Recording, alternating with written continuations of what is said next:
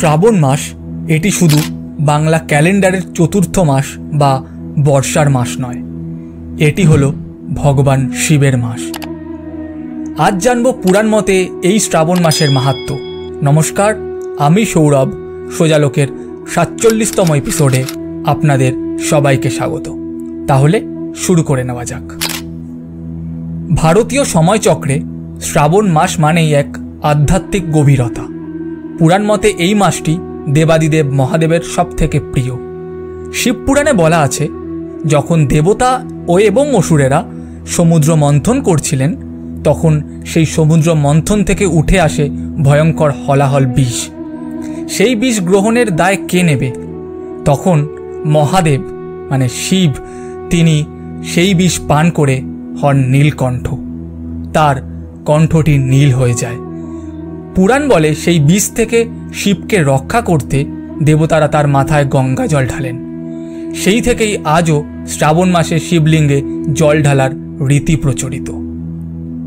এই শ্রাবণ মাসেই মহাদেবের মন্দিরে শিবের স্তব ধ্বনিত হয়, যে স্তব নাকি কানে শোনাও খুব পুণ্যের। তাই শ্রাবণ মাসের অপর এক নাম শ্রবণ। এই মাসে বহু মানুষ সোমবার ব্রত পালন করেন। বলা হয়, শ্রাবণ মাসের সোমবারের ব্রতের ফল হাজার যজ্ঞের থেকেও শ্রেষ্ঠ। বিশেষ করে অবিবাহিত মেয়েরা এই ব্রত রাখেন মহাদেবের মতো আদর্শ স্বামী পাওয়ার জন্য। এই ব্রতে উপবাস পালন করা হয়। গঙ্গাজল, দুধ, বেলপাতা, ধুতরা, ভাং দিয়ে শিবলিঙ্গকে অভিষেক করা হয়। সন্ধ্যায় পাঠ করা হয় শিব চতুর্দশী স্রোত, আর মনের গভীর থেকে প্রার্থনা করা হয়।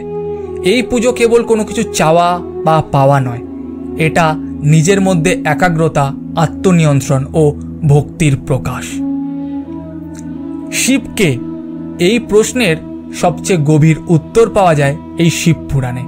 শিবকে বলা হয় আদি এবং অনন্ত, যিনি সৃষ্টি, স্থিতি, লয় এই তিনটি একসঙ্গে ধারণ করেন।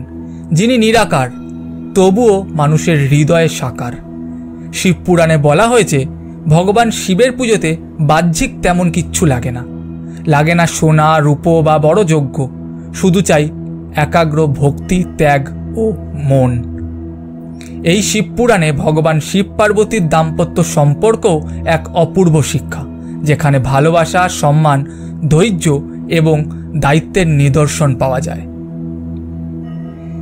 তাই এই শ্রাবণ মাসে শিব পুরাণ পাঠ আমাদের আত্মশুদ্ধি, শক্তি আর শান্তি দেয়। আজকের এই ব্যস্ত জীবনে, যেখানে স্ট্রেস, দুশ্চিন্তা আর নিজের সত্তাকে হারিয়ে ফেলার ভয় থাকে, সেখানে শ্রাবণ মাস আমাদের শেখায় নিজের মধ্যে ফিরে আসা।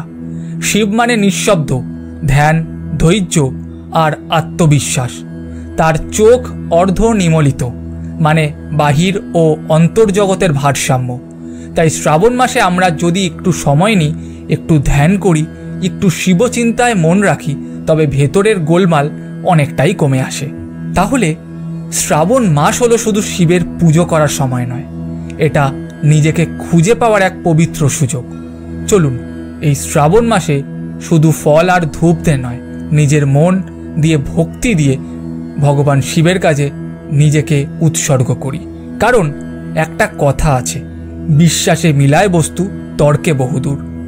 দেখা হবে আবার পরের উইকে নতুন কোনো কন্টেন্টে। হর হর মহাদেব।